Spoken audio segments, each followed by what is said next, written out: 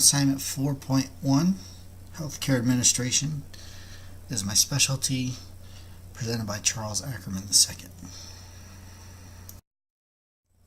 For this presentation, we'll be going over healthcare initiatives and a recommendation for three of the areas I have chosen, which will be healthcare coverage, patient participation, delivery of care. We'll have our recommendations and what have we learned, or which system we deem is better, or what we've learned from our research as well. I've chosen three countries for this presentation in comparison to the United States, Canada, as well as Australia. Our first slide will go over healthcare coverage as well as patient participation in these three countries. As to what healthcare systems covers what percentage of people and how they're doing it. That'll be the key part to the healthcare initiative or backup plan and recommendation is how they are actually covering all these people for healthcare and how much patient participation they have in this.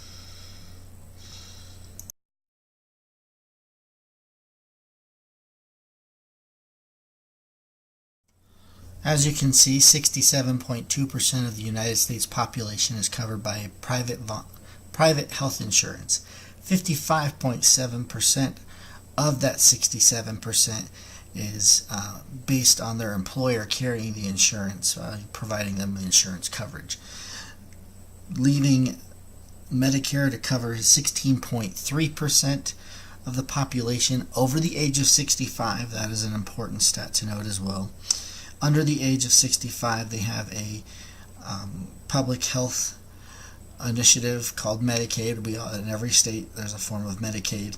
19.6% that covers the population. The interesting statistic about the United States, that still leaves roughly 2.73 million individuals without any coverage, almost 8.6% of the population, which is where the United States is having a problem closing that gap. Yes, it has done much better with the Affordable Health Care Act, and they're trying to do better and better, but obviously we have many strides to overcome and make here. Most this health insurance is separate from dental or comprehensive vision insurance, as you will see moving forward. As you see, Canada does have a universal health program covering all provincial as well as territorial residents. So everyone is covered in the state of Canada. The problem with this is it is almost like a quote-unquote ageless Medicare system. Private insurance is encouraged by Canadians, and 2/3 of the Canadian population does have a private insurance. And what this does is it moves them to the top of the waiting list. If you're going in with just the universal health insurance, you will have a waiting period. But if you have this universal health insurance plus a private insurance on top of it, you get moved to the top of the waiting list for everything. And for some cases, depending on the severity of the illness, the waiting list isn't as long. But for something like someone who's hurt their knee, and as there's a waiting list for 6 years for, say, a knee surgery, you will be moved to the top of the list if you have this secondary or private insurance as well. You get moved up right away, and your care is just as good as it would be in the United States. The advantage is everyone is covered in Canada. The disadvantage is not everyone is going to be seen and treated in a timely manner as well. Now we're going to look at Australia and what their coverage looks like. The federal government funds a Medicare or universal public health program, just like Canada does, providing free and subsidized access to medical care for everyone in Australia. Nearly half the population, 47%, has private health care coverage. It works as the same principle as Canada does. Nearly 56% of them have general treatment coverage. Now, the difference between Canada as well as Australia is there's different levels of this federal government insurance. One is the federal government will go through and label you general or comprehensive, or what, depending on what your needs are and your financial means are, they will label you as to what your insurance coverage will be. Now, to overcome some of the gaps in the insurance, like I said, they recommend a private insurance coverage is encouraged. A lot of these for Canada, I believe, as well as in Australia, does not cover your dental, does not cover your pharmaceuticals or your vision. So that is going to be covered in your secondary or primary insurance. Most private insurance act as a secondary insurance for the primary universal health coverage. I think I covered that in the first one as well.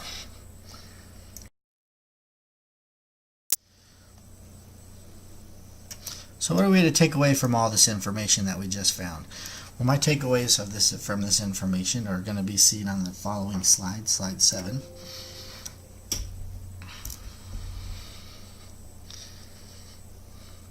And you will notice that I have kind of lined up all the countries in regards to the amount of coverage and who's covered where and who has the best of what.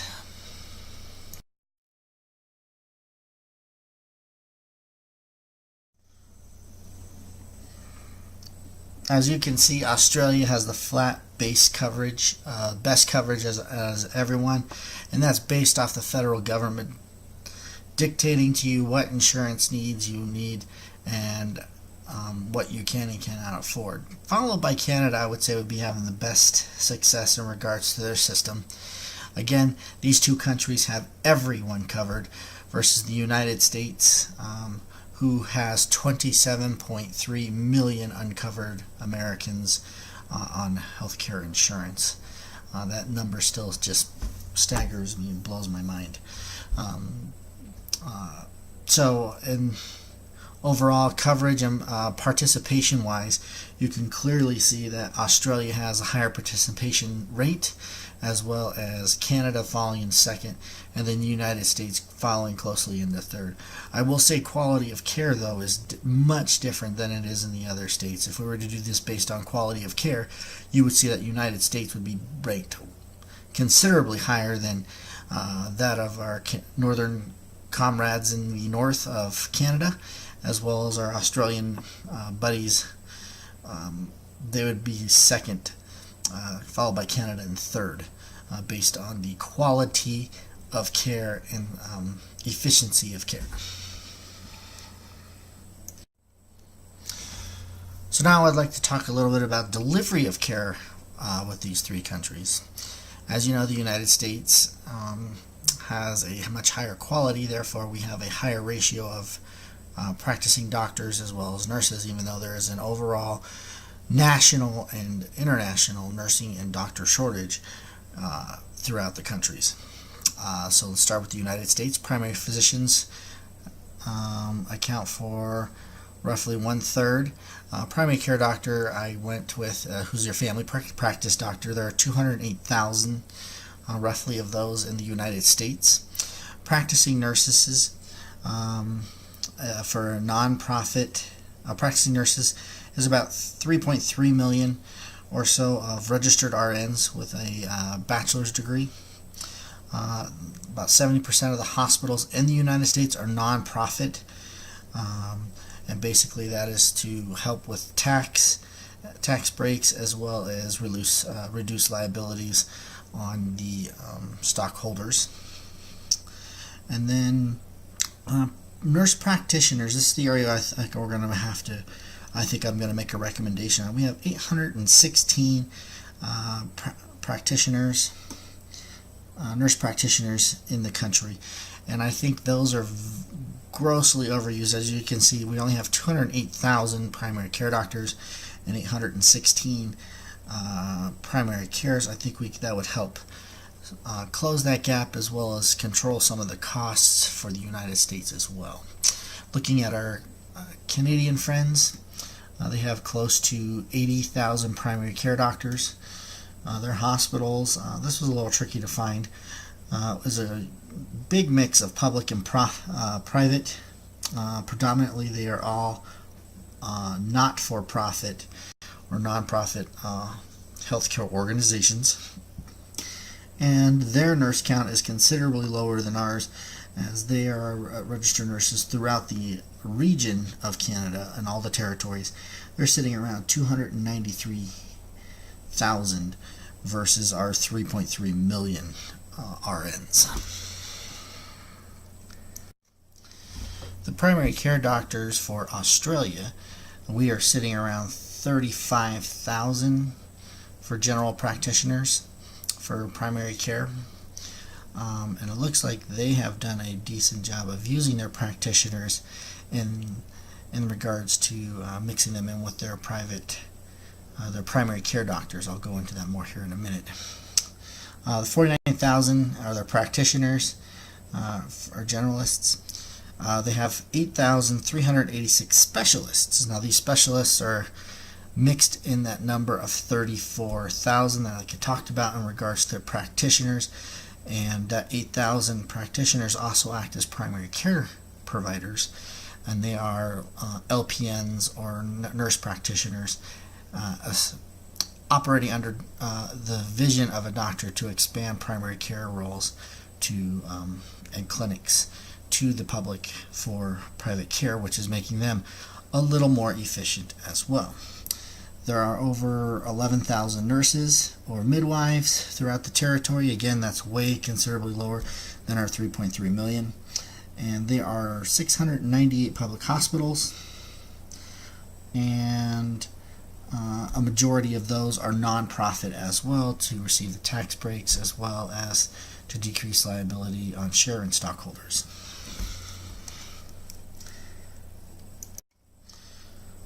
So what have we learned from all this information? Well, we learned that our Australian counterparts and our Canadian neighbors have significantly more participation and coverage with their plans, but have lower quality levels of care with their plans as well. Universal health coverage is their form of what they call Medicare. We have the same thing, but it's divided into two separate topics, and it's based on financial criteria.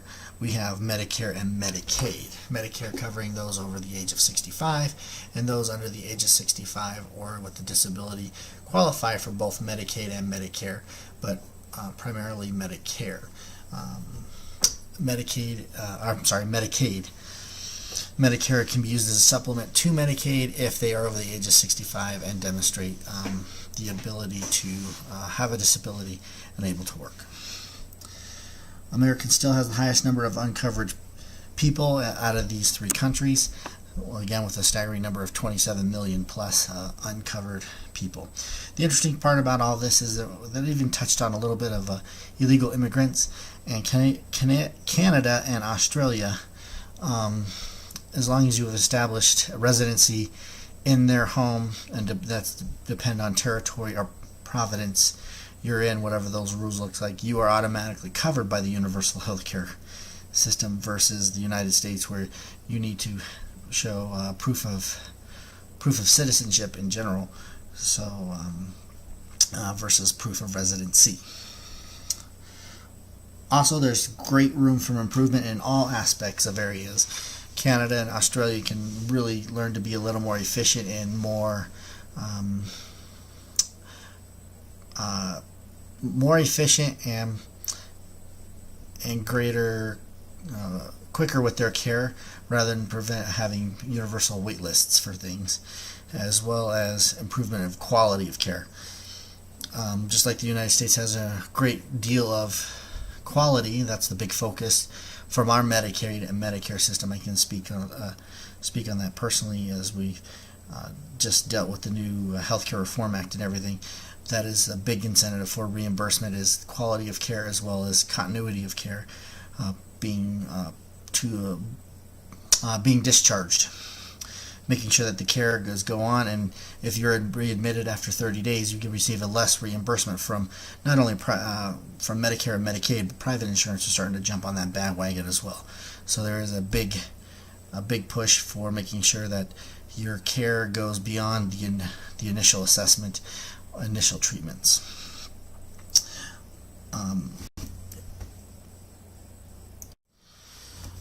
In completing the research for this, I've come across several recommendations. In my mind, I'm going to take the top 4 right off the top of my head that I thought would make the biggest impact into the healthcare initiatives that we are discussing. First one is to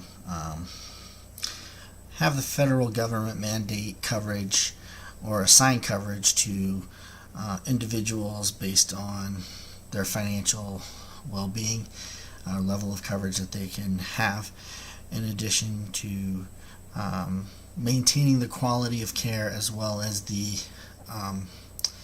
not just the quality of care, but the speediness of the care that we give, efficiency of the care that we are able to deliver as well, without having these wait lists or backups, so to speak. Universal health care with a twist is what I like to call it. My second recommendation is to make sure we're using the staffing that we do have appropriately. The use of nurse practitioners to take care of basic or primary care needs, I think, is something that we're going to see a push for in the future, and we already are starting to see it a little bit. And having them run not just primary doctor clinics, but also running practices as well, that we can then use those specialty physicians, or a little more physician oriented, to take care of those more difficult cases that we need, versus seeing someone for a basic cold or basic medical care. The biggest one that kind of gets lost in the shuffle is biggest cost increase for healthcare among all of these, whether it's universal healthcare or private insurance through Australia, Canada, and the United States, is the administrative costs of healthcare. That's driving the costs up higher than anything else. So the use of the medical record system has helped that, and will continue to improve on that, but we still need to have a long way to go to making things more efficient, and basically not having so many hands in the cookie jar to getting people having care done. Whether it's getting a referral to a doctor to get an x-ray, or whether it's a prescription to a pharmaceutical company who now has a special medication addition to come out that is not covered by insurance, but they're trying to charge an arm and a leg for it, and insurance hasn't been approved for insurance purposes. And that brings me to my fourth one. Not only tax breaks, but legislation for this care, whether it's medication, new medications that are being coming out with, as well as medical innovations and treatments. A lot of times the innovations and medications are getting out quicker than insurance is willing to approve them. And then insurances will go in and say, well, yeah, we see that this is going to be in supply and demand, so we really don't want to cover this because we want you to use the traditional method. And the traditional method is more invasive 9 times out of 10. Case in point is for breast cancer. I did the research on another class. Breast cancer patients, 9 times out of 10, are referred to do a mastectomy versus new medications that are coming out that will save the breast tissue. And obviously saving that breast tissue for patients is something that goes beyond just medical, but psychological, physical, confidence, and just something overall good for the patient, versus doing a mastectomy where you're having to deal with psychological issues, leading to potentially medical issues with estrogen and self-confidence, depression, and all those other psychological issues that go hand in hand with something so invasive. So those are my recommendations for this. I hope you enjoyed the paper. I'm enjoying the class. I think the class is really great. We have 2 weeks left, and looking forward to finishing strong. If you have any questions, concerns, feel free to reach out to me. My name is Charles Ackerman II, and email me with any other questions or concerns. I will have a reference slide as well as attach a reference APA sheet to this presentation. Thank you. Have a great day.